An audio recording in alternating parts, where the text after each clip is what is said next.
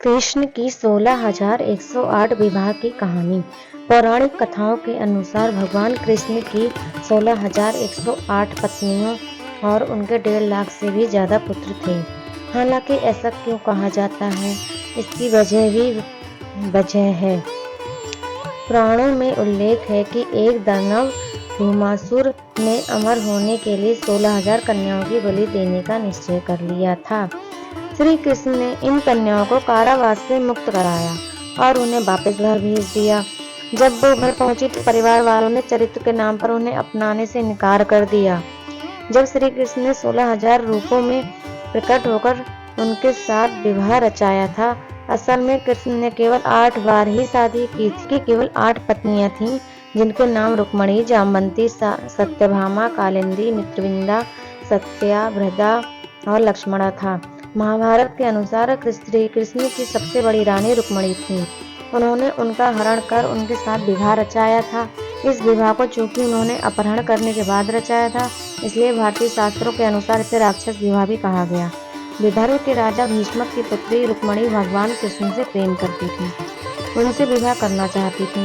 रुक्मणी के भाई ने उनका विवाह किसी और से तय कर दिया गया। यह बात कृष्ण को पता चली तो उन्होंने बलपूर्वक रुक्मणी का हरण कर लिया, द्वारका ले आए। यहाँ पर फिर कृष्ण रुक्मणी का विवाह हुआ। सत्यभामा राजा सत्यजित की पुत्री और श्री कृष्ण की 3 महारानियों में से एक थी। सत्यजित सूर्य भक्त था, उसे सूर्य ने स्यमंतक मणि प्रदान की थी। न जाने कैसे सत्यजित को गलतफहमी हो गई कि ये मणि कृष्ण ने कब्जे में कर ले ली है, जबकि ऐसा नहीं था। हालांकि कृष्ण ने खुद जंगल जाकर ये मणि तलाश ली। उन्होंने ये मणि तो सत्यजित को लौटाई ही, साथ ही ये भी बताया कि उन्होंने ऐसा कैसे किया।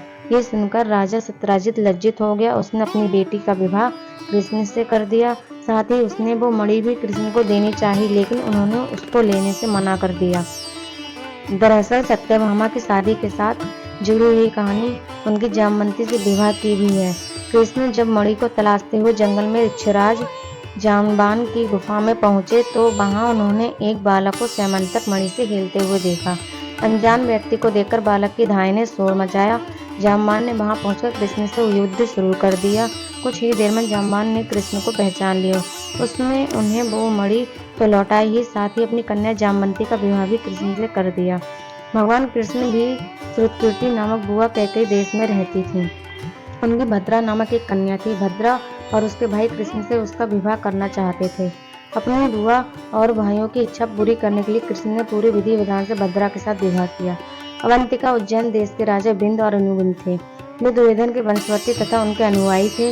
मित्रविंदा श्री कृष्ण की फूफा और राजा द्विवेदी की कन्या थी। उसकी शादी के लिए स्वयंवर का आयोजन किया गया।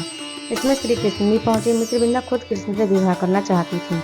मित्रविंदा का भाई दुर्योधन से अपनी बहन का विवाह करना चाहता था। तब कृष्ण ने भी सभी विरोधियों के सामने मित्रविंदा का हरण कर लिया। उन्होंने मित्रविंदा के दोनों भाई बिंद अनुबिंद को पराजित कर उनका हरण किया, फिर विवाह कर लिया।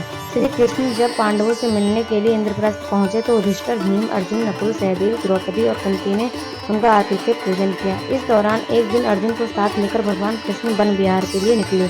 जिस वन में वे विहार कर रहे थे, वहां पर सूर्य पुत्री कालिंदी श्री कृष्ण को पति रूप में पाने की कामना से तप कर रही थी। कालिंदी की मनोकामना पूर्ण करने के लिए श्री कृष्ण ने उनके साथ विवाह कर लिया।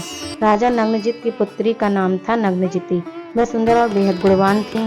राजा ने उसके विवाह के लिए एक मुश्किल शर्त रख दी थी कि जो क्षत्रिय 7 बलों पर जीत प्राप्त करेगा, उसी के साथ वो अपनी बेटी की शादी करेंगे। कृष्ण ने ये काम कर दिखाया।